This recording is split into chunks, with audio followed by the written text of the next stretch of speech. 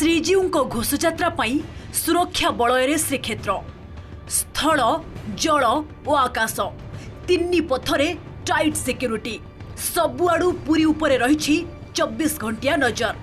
प्रथम थर पर रथयात्रा रे मुतयन होइछि हेलिकॉप्टर। भारतीय तटरक्षी बाहिनी हेलिकॉप्टर समुद्र कूल मारुछि पैंतरा।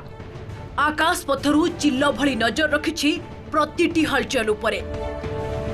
जलपथरे भी सतर्क इंडियन कोस्ट गार्ड। बंगोपसागर रे घन घन बुलुछि जहाज। समुद्र सीमा दे आसुथिबा प्रतिटी छोट बड़ जहाज को तन्न तन्न करी जांच करा जाउछि। जुलाई 2 तारिख अर्थात महाप्रभुंक रथ पर्व सरिबा जाए काम करिबो फास्ट पाट्रोलिंग व्हीकल। एथिसह पारादीप तटरे मुतयन रहिछि फास्ट इंटरसेप्टर बोट। तटरक्षी बाहिनी और भारतीय नौसेनार वैषयिक टीम एवं गुइंदा सूचना पाई सागर मित्रर मध्य सहायता निया जाइछि।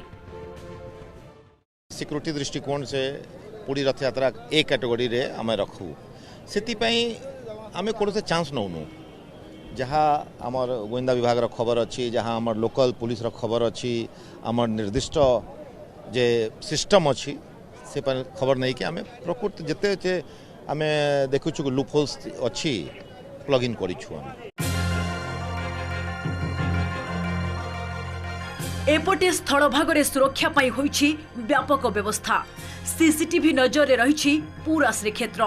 ड्रोन रो व्यवहार भी करा जाइछि। पुरी को सबु प्रवेश पथरे कोड़ा जांच करुछि पुलिस। एथर रथयात्रा रे मुतयन हेबे 180 प्लाटून रो अधिक फोर्स। आईन श्रृंखला और सुरक्षा दायित्व रे रहिछंती 500 रु अधिक ऑफिसर।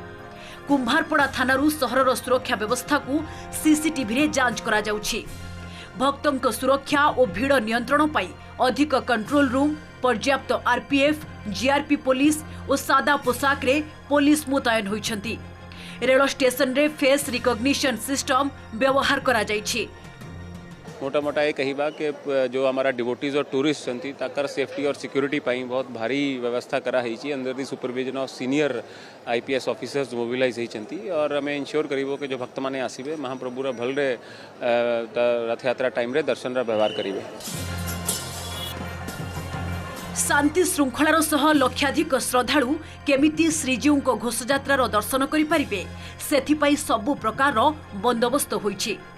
पुरीरू मधुसूदन मिश्र और प्रदीप मोहांती सह अतुल्य बाउत और विवर्तन पंडांक रिपोर्ट ओटीवी।